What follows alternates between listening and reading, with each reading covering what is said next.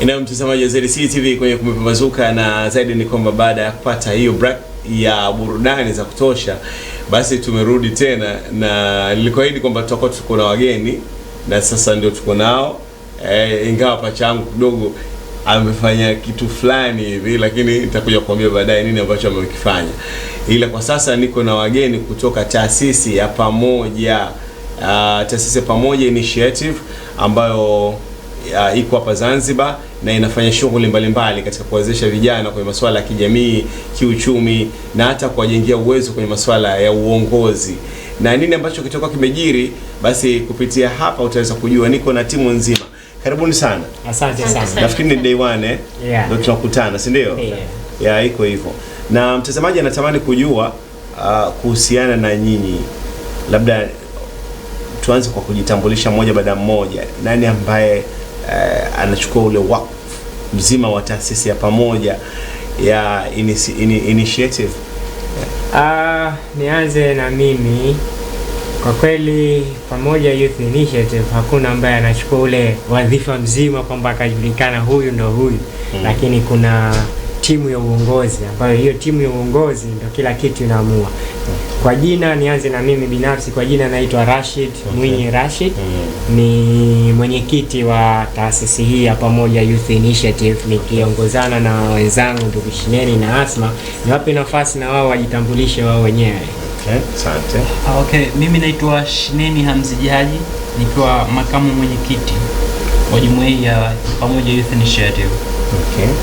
Habari za asubuhi ndugu watazamaji. Kwa jina naitwa Asmali Muhammad, ni mratibu wa wanachama katika taasisi ya Pamoja Youth Initiative. Asma, wewe ni mratibu? Yeah, mimi ni mratibu. Of course iko hivyo. Hata kwa maana hata zikija zile project kubwa, labda mambo fulani kuhusiana na masuala ya elimu ama mambo ya kiuchumi au hao ambao mnadili nayo kwa masuala ya uongozi, kwa wewe ndio unakupo mtu, ndio unakaa mtu wa kwanza kabisa ndani ya mwaka huu ama katika vision yetu ndani ya miaka hii hapa ambayo tunayo 2025 tunatakiwa tufikie hapo. Kwa hiyo unaratibu wewe au una propose wewe, si ndio? Kama ambapo amesema mwenyekiti hapo kwamba tuna timu ya uongozi. Kwa hiyo ndani ya timu ya uongozi tumesegregate, yani tumegawa majukumu.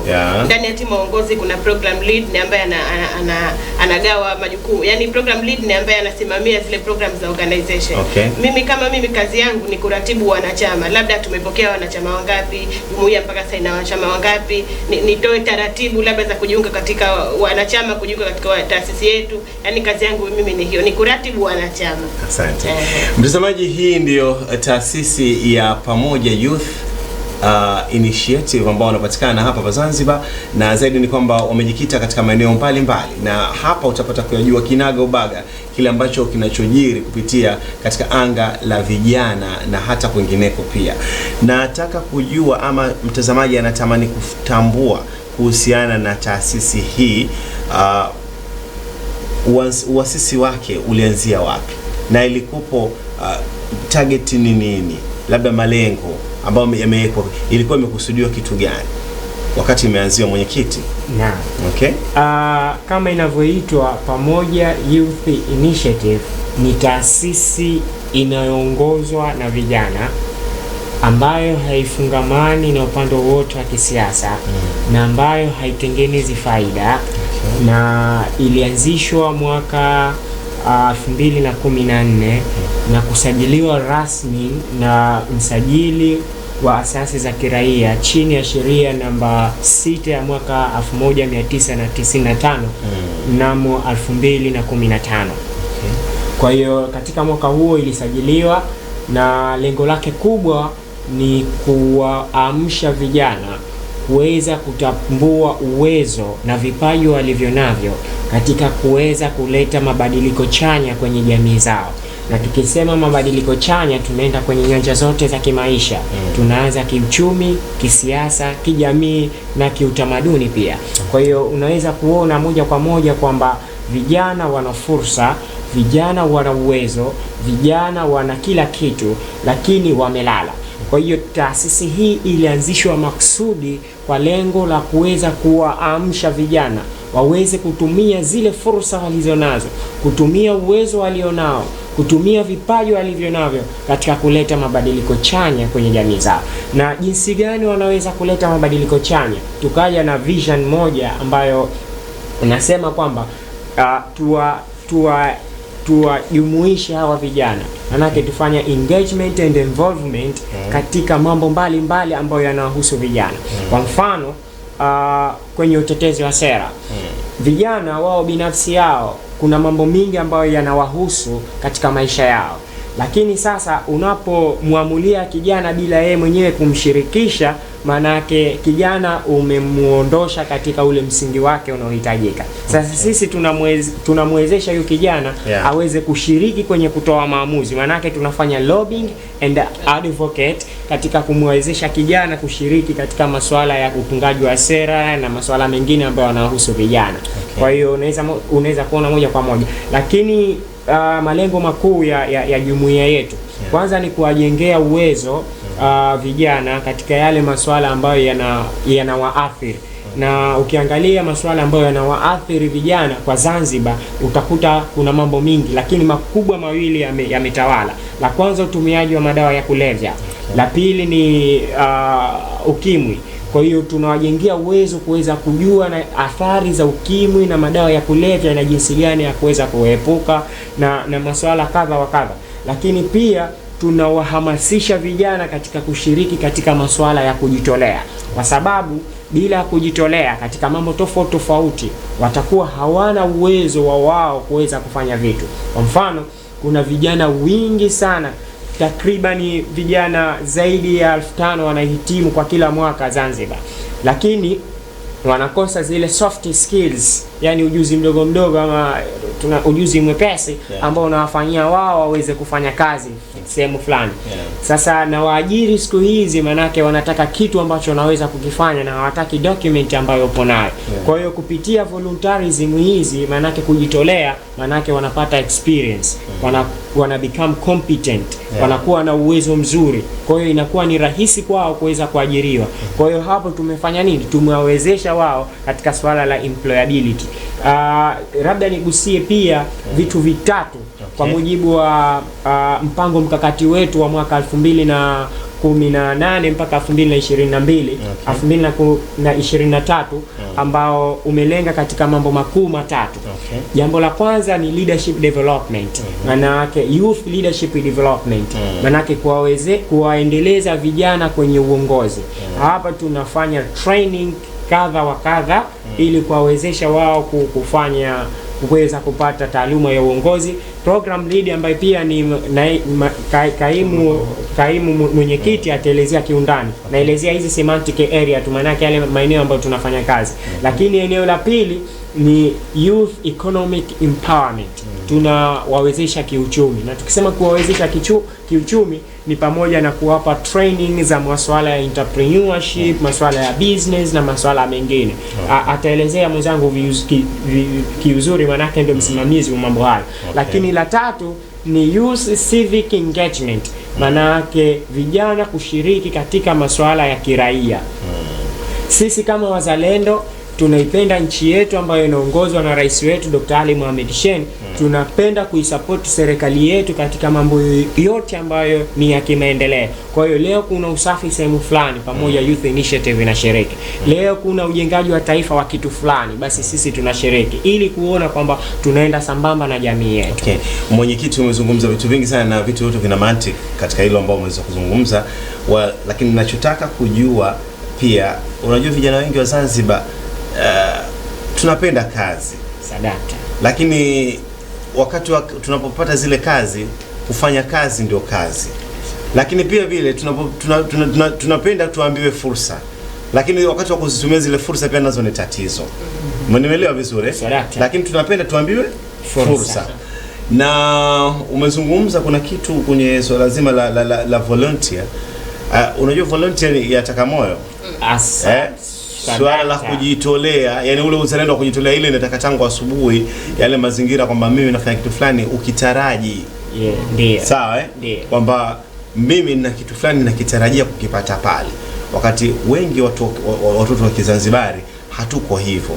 Sijui hapa mna shape vipi kiasi cha kwamba at the end of the day ni kwamba awe na moyo wa kuwa na kwamba anajenga anapata kitu.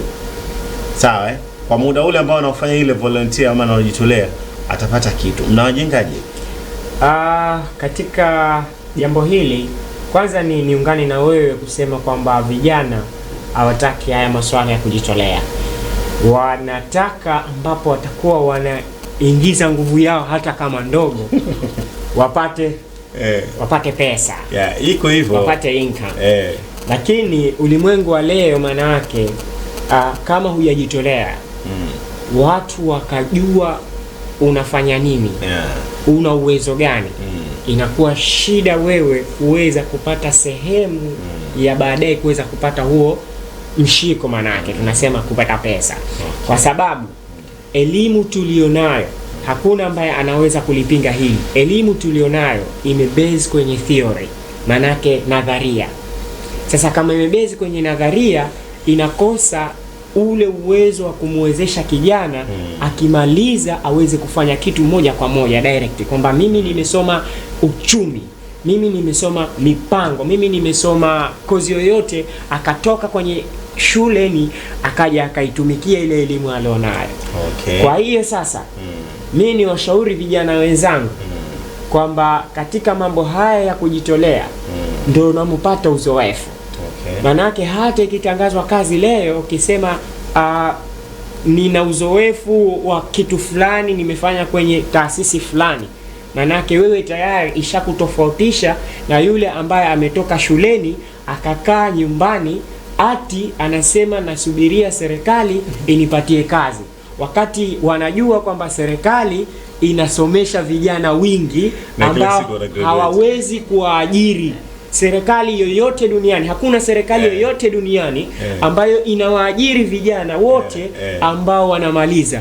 Kwa hiyo lazima utumie njia za ziada ili uhakikishe kwamba unajitofautisha na wengine. Kwa mfano mzuri tu, mimi nijitolee mfano mimi binafsi. Na miaka takriban 5 ya kufanya volunteer kwenye taasisi mbalimbali. Wakati nimemaliza wakati nimemaliza elimu yangu ya shahada ya kwanza katika fani ya uchumi mwaka jana tu huo. Lakini sasa hivi nikiandika CV yangu, yani nasema nina uzoefu wa miaka 5, miaka 3 katika fani tofauti. Kwa hiyo najitofautisha na wengine na huwezi amini kwamba miaka yote hiyo ambayo mimi nilikuwa najitolea nilikuwa sipati chochote, lakini sasa hivi yani naweza ile nauli ulikuwa unatoka na mwenyewe. Nauli natoa yangu mwenyewe na pesa ambayo taasisi yenyewe haijiwezi, haijishiki, manake natoa mfukoni kwangu ili kuihakikisha ile taasisi pia inasimama. Bwana wewe. Bwana mwenyekiti ndio huyo kama ambavyo unaweza kumwona, na amezungumza mengi, na hii ni katika kukushajisha wewe Mtanzania ama mtazamaji ambaye upo pamoja nasi katika meza hii leo. Tunazungumza kuhusiana na hawa kutoka Pamoja Youth Initiative. Sawa na tuko na msimamizi wa haya mambo, kwa maana yeye kama ni PM wanamuita Bwana Shineni. Hebu uwanja wako sasa, hebu tupe zile project ambazo zinafanya katika institute hii, taasisi hii unavyozisimamia mpaka sasa. Najua kuna mengi ambayo yameshapita hapo kati. Kuna zile training pia. Sawa unakuwa mnafanya vipi katika kusimamia mpango kazi wako, unahakikisha kwamba hii iko implemented? Okay, asante sana, nashukuru kwa nafasi nzuri. Kwanza katika jumuiya yetu tuna miradi mingi ambayo tumeanzisha, ambayo tunafanya hadi sasa. Mradi wa kwanza ni mradi wa kuimarisha sauti za wanawake na vijana katika kupambana juu ya mabadiliko ya hali ya nchi. Sauti za wanawake na vijana katika kupambana na mabadiliko ya hali ya nchi. Hii inakuwaje? Huu ni mradi ambao umefadhiliwa na shirika la kupambana na mabadiliko ya hali ya nchi. Okay. Sasa mradi huu ni kwa lengo la kukabiliana na changamoto zote ambazo zinapelekea mabadiliko ya hali ya nchi. Okay, kama vipi kwa mfano? Kwa sababu tunaona mabadiliko ya hali ya nchi tunapozungumza iko worldwide. Inawezekana pia kuna mtu anafahamu kuna mabadiliko yale, kwa mfano hata environment pia tunaona kwamba kuna vitu ambavyo vina decline. Sawa, kuna vitu sasa ukimnasibisha mwanamke ni katika position nyingine. Hebu tuweke wazi hapa kwa katika design inakuwaje hasa? Hii ni kuwajenga uwezo, maana kutambua kwamba ni namna gani tutakuwa tunaharibu mazingira, ni namna gani tunapambana na mabadiliko ya nchi yasitokee, ni namna gani tunaweza kupambana na changamoto zote ambazo zitapelekea mabadiliko ya nchi, zikiwemo za mazingira kama walivyosema, kwa mfano mmomonyoko wa ardhi, uchafuzi wa mazingira, kutupa takataka ovyo na kuchoma ili kuharibu ile ozone layer ambayo ni mambo yote ambayo ili kuwajenga uelewa vijana. Kwa hiyo ilikuwa kama ni phase ya kwanza. Hii ni phase ya kwanza. Bado inaendelea hadi sasa. Kwa sababu ni mradi ambao tuko nao tunaendelea nao. Okay. Kwa ambao ni mradi wa kwanza. Mwenzangu mwenyekiti atakuja kueleza vizuri baadaye, kwa sababu na mradi wa pili ambao tuko nao ni mradi wa maktaba. Tunaita library, open library, ambao uko Uzini kule Shamba.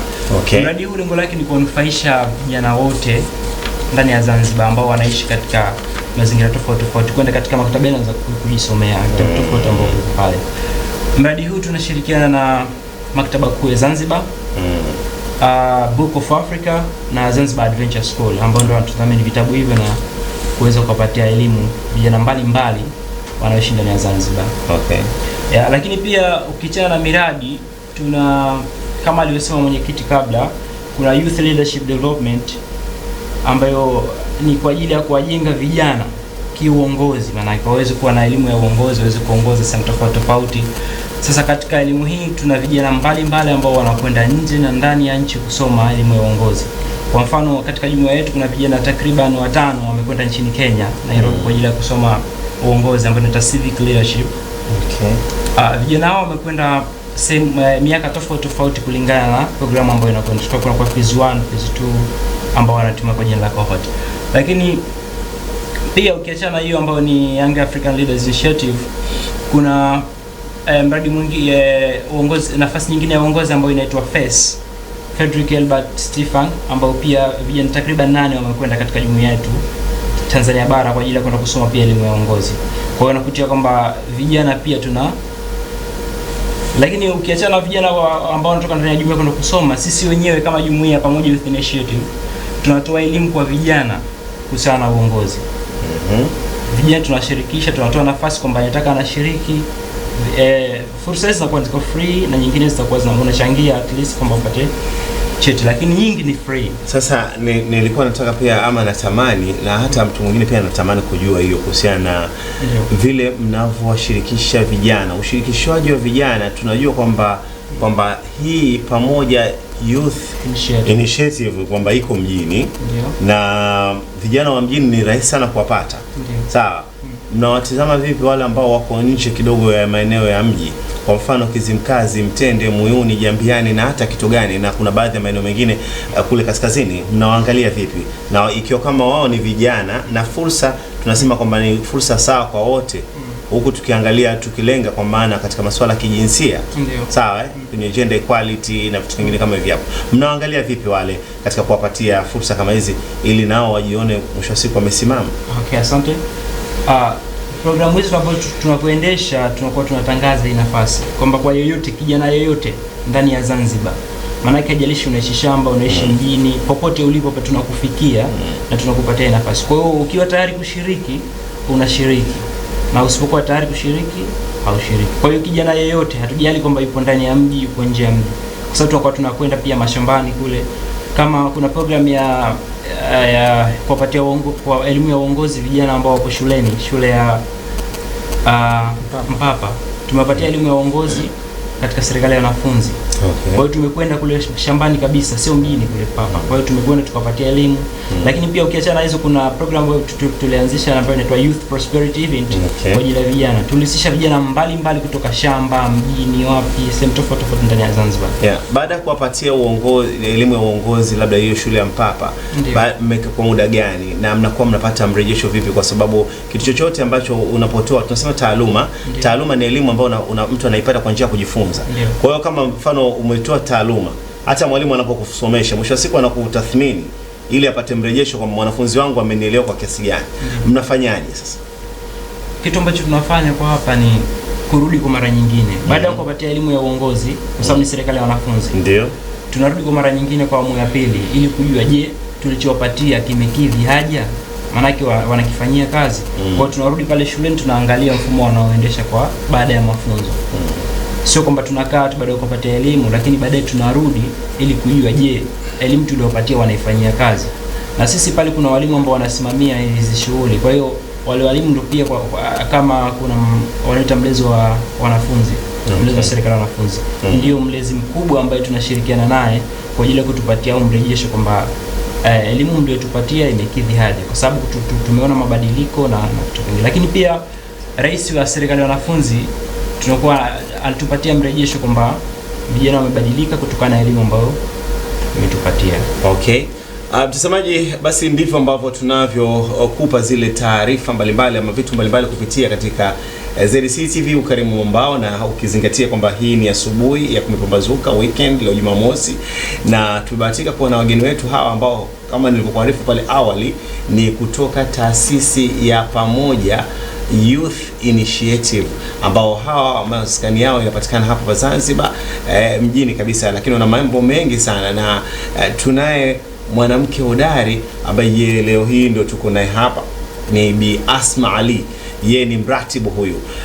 Asma, hebu ungetupa zile shughuli zako ambazo unakuwa unazifanya katika kuratibu kwa kila siku, ama kwa muda gani unakuwa unapanga zile assessment zako, mwisho wa siku unakuta kwamba vitu vinatekelezeka kupitia kwenye taasisi yenu?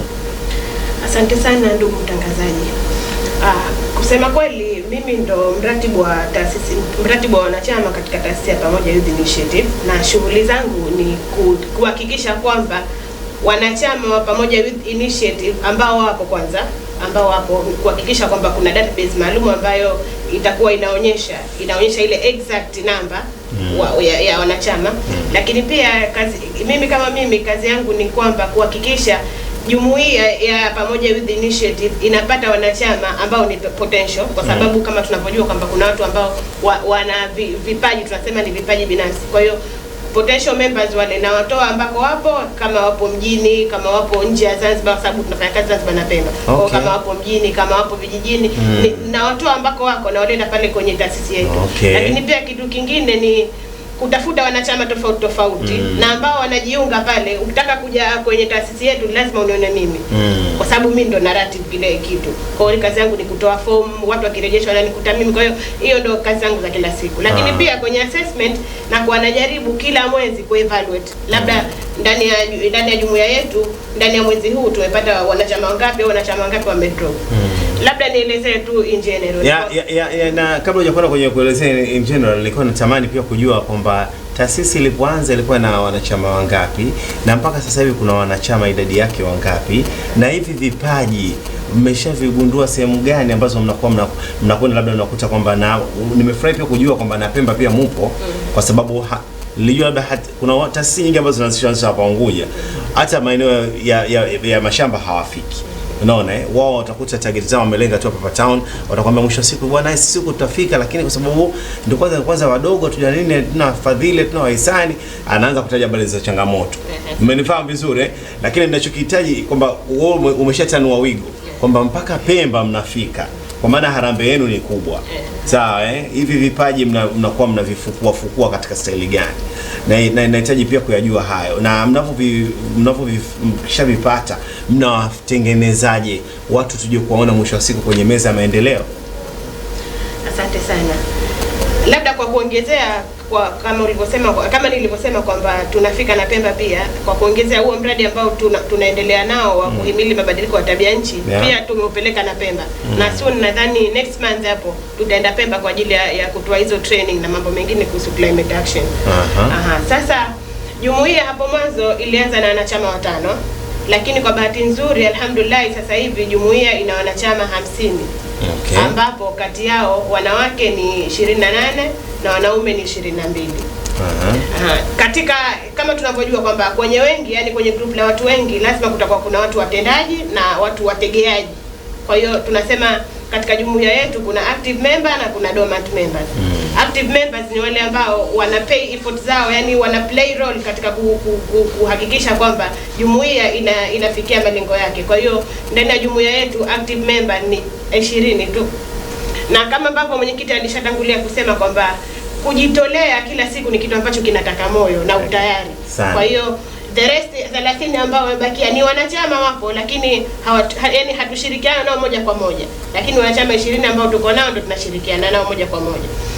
Nije tena katika kuelezea labda types of members. Kuna katika jumuiya yetu kuna aina 3 za members, ambao kuna founder members, na hao ndio ambao wameshiriki kwa aina moja, kwa namna moja au nyingine katika uanzilishaji wa jumuiya.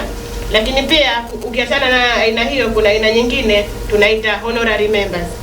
Au ni wanachama kutunukiwa, na ndio ambao wanachama kutunukiwa ndio wale ambao umesema wewe, ni baada ya kumuona huyu ana kipaji au ana umuhimu fulani ambao tunautaka kwenye organization yetu, ndo tunamchukua, just tunamtunukia tu, tunamuita, tunamjazisha form, then anakuja na kwa mwanachama. Na vipaji hivi tunavibua kutokana na sehemu tofauti. Kwa mfano, sisi jumuiya yetu mara nyingi tunakuwa tunaalika, yani training, tunaalika watu, lakini pia sisi tunapata kualikwa. Kwa kupitia hizo training na makongamano labda na warsha, unaenda unamkuta mtu kwa vile anapoongea huyu anatufaa. Kwa hiyo unaenda unamuinvite, just unamshauri, then unamconvince njoo kujiunga kwenye jumuiya yetu kwa sababu tunakuona na 1 2 3, kwa hiyo tunamuita. Hiyo ni aina mbili ya members. Lakini aina 3 ya members ni ordinary members. Hawa ndio ambao wanafuata procedure maalum kwa ajili ya kujiunga kwenye organization yetu. Na procedure ziko hivi, ni kwamba unakuja kwenye organization yetu, tunakupa fomu, unajaza, ukishajaza then unarejesha kwetu. Baada ya kurejesha tunatana viongozi ambao ni kama mtendaji, tunakuja tuna approve. Kwa hiyo tukishathibitisha tu kama wewe unatufaa, yani umetimiza vigezo ambavyo tunavitaka, unakuja na unakuwa mwanachama kawaida. Asante. Mimi nashukuru sana kwa sababu wakati pia unaokuwa tuko mkono, na nimeonyeshwa hizo dakika kidogo zishakuwa zimekata. Asma, najua una mengi sana. Natumai yangu kwamba nimeenjoy, hata mtazamaji pia ameenjoy kwa kuweza kujua kile ambacho tunachotupatia kutoka kwenye taasisi hii ya Pamoja Youth Initiative. Lakini whatever in case ni kwamba muda mwingine tutakuja kuzungumza. Mwenyekiti, labda nikupe nafasi ya second hizi uweze kuzungumza na mtazamaji kwa kuweza kumwambia mawili matatu kuhusiana na taasisi hii. Kwa kumalizia, una kipi cha kutaka kuzungumza? Naona kama una jambo fulani hivi. Haiba na mtazamo, sura, hali kadhalika na vitu vingine vinaonyesha kwamba una kitu unataka kuzungumza. Hebu tupe maneno la kuweza kuzungumza la mwisho. Pia natamani pia kujua kwamba kama watu wanawahitaji wapite kwenye mtandao sehemu gani kwa mfano. Ni labda nianze kutaja jinsi gani wanaweza kutupata, alafu nitoe nasaha kwa vijana wenzangu. Tuna website ambayo ni www.pamoja.or.tz, lakini pia tuna Facebook page ambayo ni Pamoja Youth Initiative, lakini pia tuna Instagram account ambayo ni Youth Initiative. Kama hiyo haitoshi, tuna Twitter account ambayo ni Youth Initiative, na tuna blog ambayo ni pamojayouth.blogspot.com. Humu moto unaweza kutufikia sisi, na ofisi yetu ipo ZSSF Mwanakwerekwe Shopping Center, ground floor, room number C10. Ukija pale utakutana na bango kubwa tu katika mlango wetu, na mule ndo elimu ofisi yetu. Nije moja kwa moja katika ushauri kwa vijana. Ni mnukuu kijana mmoja ambaye ni Martin Luther King. Yeye alisema, if you cannot fly then run, and if you cannot run then walk, and if you cannot walk then crawl. But make sure that you are moving forward. Asante. Right? Sije naomba ni tafsiri in general kwamba kijana wa sasa kwamba hawezi kuajiriwa lakini amejiweka tu nyumbani. Ndio. Sawa? Manake hawezi kuruka huyu. Kwa hiyo atafute njia ambayo anaweza at least kutembea. Anaweza kujiunga na taasisi kadha wa kadha ambazo zinapatikana Zanzibar. Akajitolea. na nyingine ukijitolea pia unalipwa. Kwa hiyo aweze kuzitafuta hizi ili mradi aweze kusongesha maisha yake mbele, na asisubiri serikali kwamba mpaka imwajiri ndo aweze kufanya kitu. Ndio kile nilichosema kwamba hakikisha unasonga mbele, haimaanishi unapita kwa njia gani.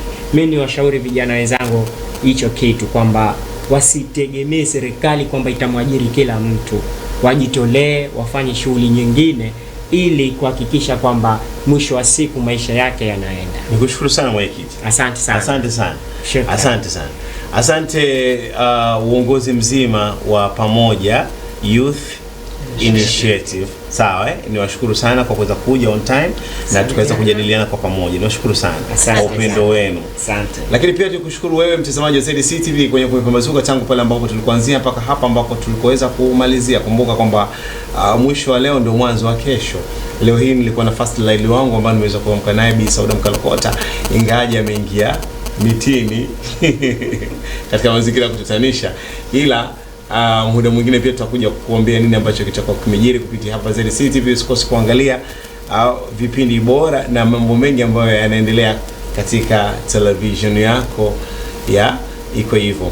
Lakini shukrani pia ziende kwa mafundi mitambo Siwa ambaye ameweza kufanya kuchezesha ama kuchanganya kamera na vitu kama vyako. Kuna Mr. Said ambaye amekaa nyuma kamera na wengineo. Sawa, mimi ni Malik Shahrani, chezea sina. Nikutakia utazamaji mwema. Kwaheri.